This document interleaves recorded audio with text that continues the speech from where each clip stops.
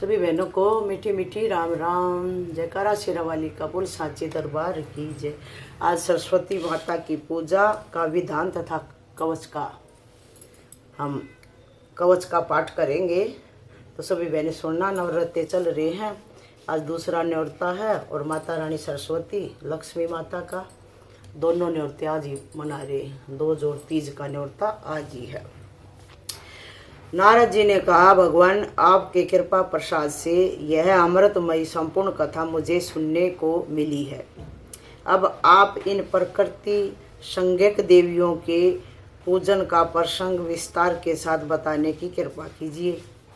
किस पुरुष ने किन देवी की कैसे आराधना की है, मृत्युलोक में किस प्रकार इनकी पूजा का प्रचार हुआ, किस मंत्र से किन की पूजा तथा किस स्तोत्र से किन की स्तुति की गई है, किन देवियों ने किन को कौन कौन से वर दिए हैं। मुझे देवियों के स्तोत्र, ध्यान, प्रभाव और पावन चरित्र के साथ साथ उपरयुक्त सारी बातें बताने की कृपा कीजिए।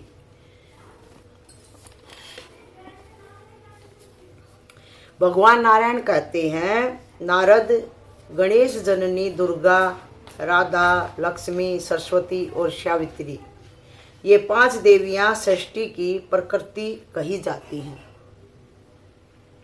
इनकी पूजा और अद्भुत प्रभाव प्रसिद्ध हैं। अमृत की तुलना करने वाले इनके सुप्रसिद्ध चरित्र से संपूर्ण मंगल सुलभ हो जाते हैं। ब्रह्मन प्रकृति के अंश और कला संज्ञक जो देवियां हैं उनके पुण्य चरित्र तुम्हें बताता हूँ, सावधान होकर सुनो।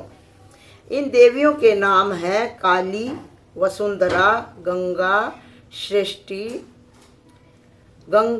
षष्ठी, मंगल चंडिका, तुलसी, मनसा, निद्रा, सवधा, स्वा और दक्षिणा। इनके संक्षिप्त, मधुर और वैराग उत्पादक चरित्र में भी पवित्र करने की पूर्ण शक्ति है। दुर्गा और राधा का चरित्र बहुत विस्तृत है, संक्षेप में उसे कहता हूँ, सुनो। मुनिवर, सर्वप्रथम भगवान श्री कृष्ण ने उन सरस्वती की पूजा की है जिनके प्रसाद से मूर्ख व्यक्ति पंडित बन जाता है। इन काम स्वरूपिणी देवी ने श्री कृष्ण को पाने की इच्छा प्रकट की थी। ये सरस्वती सबकी माता कही जाती है।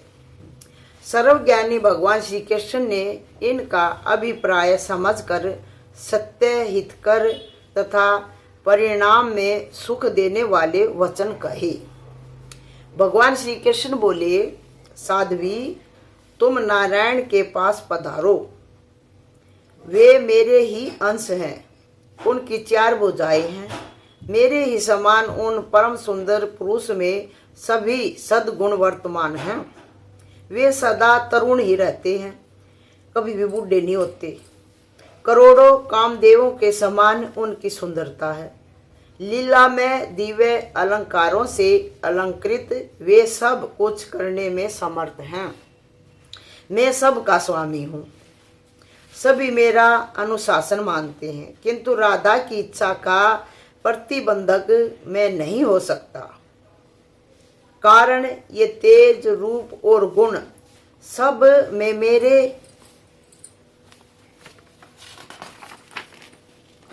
मेरे समान हैं। सबको प्राण अत्यंत प्रिय हैं। फिर मैं अपने प्राणों की अधिष्ठात्री देवी इन राधा का त्याग करने में कैसे समर्थ हो सकता हूँ। मैं राधा का त्याग नहीं कर सकता, आपको नहीं अपना सकता। सरस्वती माँ से श्री कृष्ण भगवान कह रहे हैं, भद्रे, तुम बैकुंठ जाओ, तुम्हारे लिए वहीं रहना हितकर होगा। सर्व समर्थ विष्णु को अपना स्वामी बनाकर दीर्घ काल तक आनंद का अनुभव करो। तेज, रूप और गुण में तुम्हारे ही समान उनकी एक पत्नी लक्ष्मी भी वहाँ है। लक्ष्मी में काम, क्रोध, लोभ, मोह, मान और हिंसा ये नाम मात्र भी नहीं है। उनके साथ तुम्हारा समय सदा प्रेम पूर्वक सुख से व्यतीत होगा। विष्णु तुम दोनों का समान रूप से सम्मान करेंगे। सुंदरी, प्रत्येक ब्रह्मांड में माघ शुक्ल पंचमी के दिन विद्यारंभ के शुभ अवसर पर बड़े गौरव के साथ तुम्हारी विशाल पूजा होगी। बसंत पंचमी के बारे में कह रहे हैं। मेरे वर के प्रभाव से आज से लेकर प्रलय पर्यंत प्रत्येक कल्प में मनुष्य, मनुगण, देवता, मोक्षकामी, प्रसिद्ध मुनिगण, वसु, योगी, सिद्ध, नाग, गंधर्व और राक्षस सभी बड़ी भक्ति के साथ 16 प्रकार के उपचारों के द्वारा तुम्हारी पूजा करेंगे। उन संयमशील जितेंद्रिय पुरुषों के द्वारा कव्य शाखा में कही हुई विधि के अनुसार तुम्हारा ध्यान और पूजन होगा। घड़े अथवा पुस्तक में तुम्हें आवाहित करेंगे। तुम्हारे कवच को भोजपत्र पर लिखकर उसे सोने की डिब्बी में रख गंध एवं चंदन आदि से सुपूजित करके लोग अपने गले में अथवा दाहिनी भुजा में धारण करेंगे। पूजा के पवित्र अवसर पर विद्वान पुरुषों के द्वारा तुम्हारा सम्यक प्रकार से स्तुति पाठ होगा। इस प्रकार कहकर स्वयं भगवान श्री कृष्ण ने भी उन सर्वपूजिता देवी सरस्वती की पूजा की। तत्पश्चात ब्रह्मा, विष्णु, शिव, अनंत धर्म मुनीश्वर, सनकगण, देवता, मुनि, राजा और मुनिगण ये सभी भगवती सरस्वती की उपासना करने लगे। तब से ये सरस्वती संपूर्ण प्राणियों से सदा सुपूजित होने लगी। नारद जी बोले, वेद वेताओं में श्रेष्ठ प्रभु, आप भगवती सरस्वती की पूजा का विधान, कवच, ध्यान, उपयुक्त निवेद, फूल तथा चंदन आदि का परिचय देने की कृपा कीजिए। इसे सुनने के लिए मेरे हृदय में बड़ा कौतूहल हो रहा है। भगवान नारायण कहते हैं, नारद सुनो, कव्य शाखा में कही हुई पद्धति बतलाता हूँ।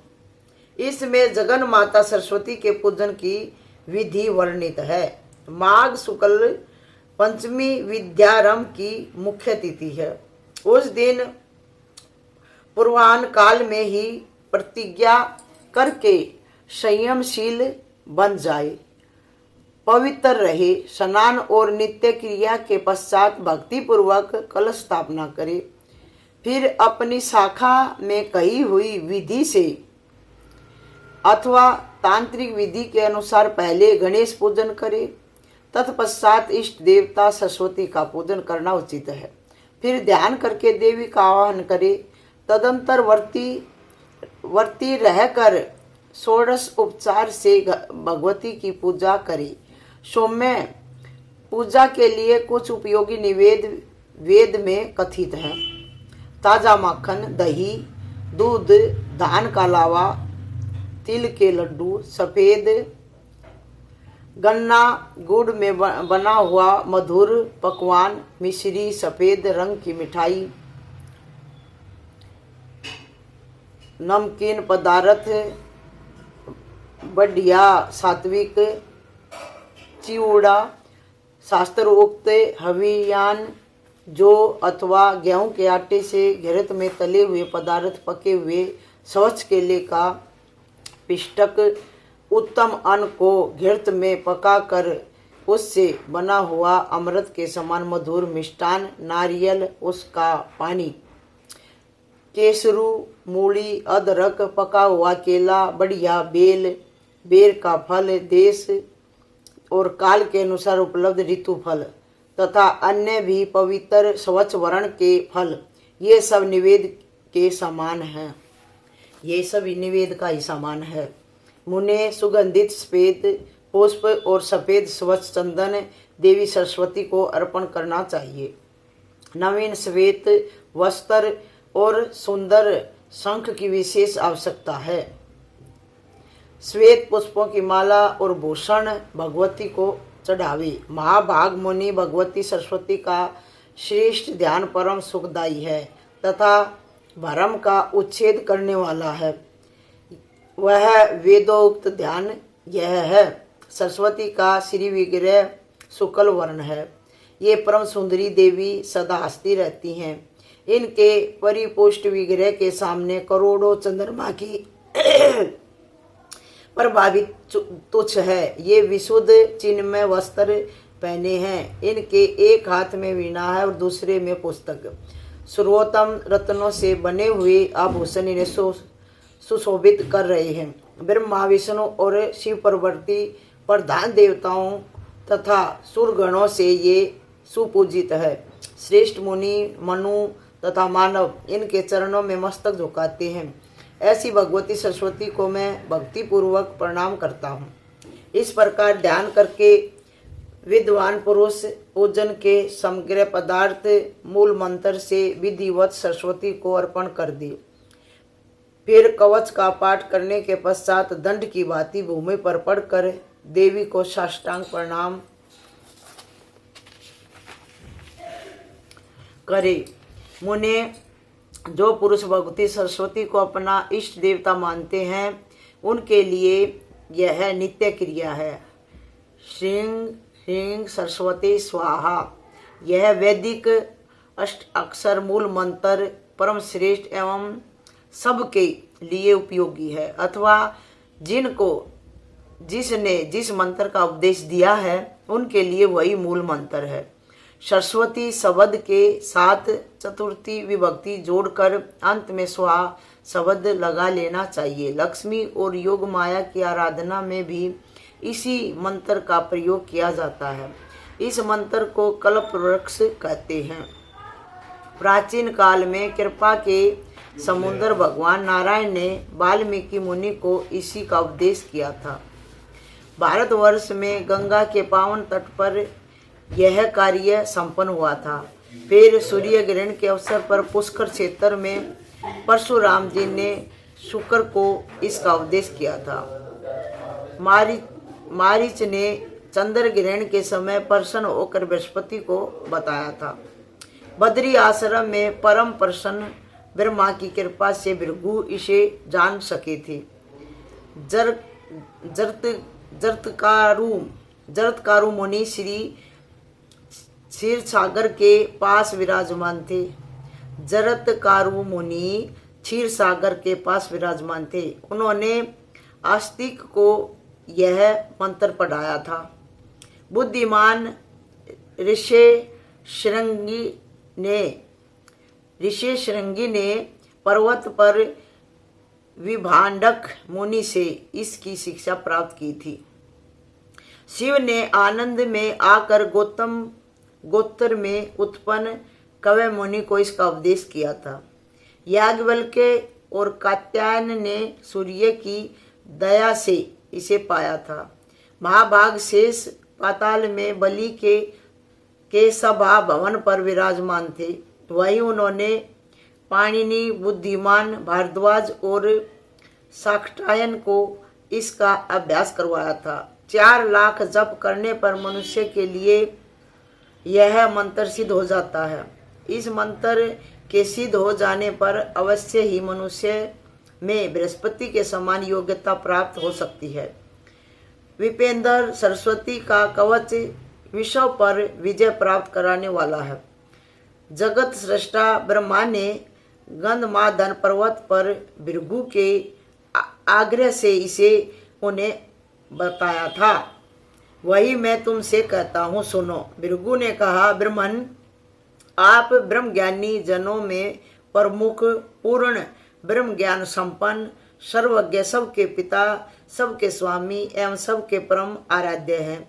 प्रभु, आप मुझे सरस्वती का विषवजय नामक कवच बताने की कृपा कीजिए। मंत्रों का समूह वह कवच परम पवित्र है। ब्रह्मा जी बोले, वत्स, मैं संपूर्ण कामना पूर्ण करने वाला कवच कहता हूँ, तुम सुनो। यह सुरतियों का सार, कान के लिए सुखप्रद, वेदों में प्रतिपादित एवं उनसे अनुमोदित है। राशेश्वर भगवान श्री कृष्ण गोलोक में विराजमान थे। वही वृंदावन में रास मंडल था। उसी समय उन प्रभु ने मुझे यह कवच सुनाया था। ब्रह्मा जी को श्री कृष्ण भगवान ने रास मंडल में यह कवच सुनाया था। कल्प वृक्ष की तुलना करने वाला यह कवच परम गोपनीय है। जिन्हें किसी ने नहीं सुना है वे अद्भुत मंत्र इससे सम्मिलित हैं।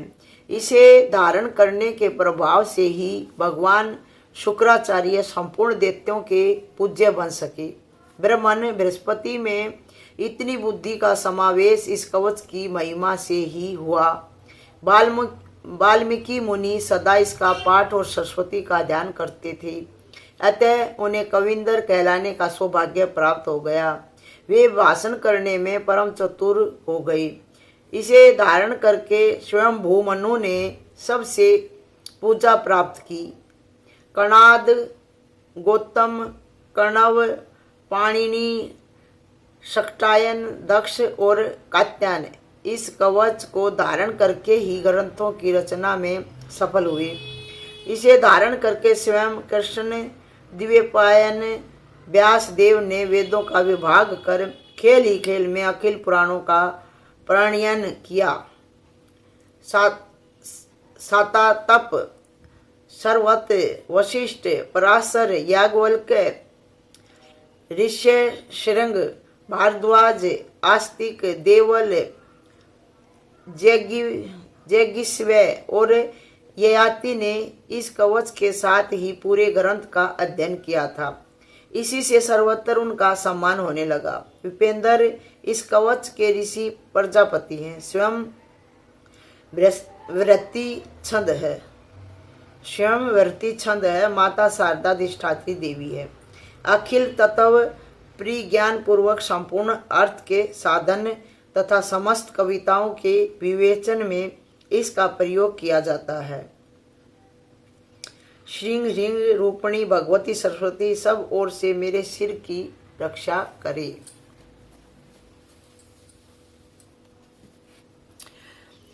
श्रीमयी वांग देवता सदा मेरे ललाट की रक्षा करे। ओम ह्रीं भगवती सरस्वती निरंतर कानों की रक्षा करे। ओम श्रीं ह्रीं भगवती सरस्वती देवी सदा दोनों नेत्रों की रक्षा करे। ऐंग ह्रीं स्वरूपणी वाणी की अधिष्ठात्री देवी सदा मेरी नासिका की रक्षा करे।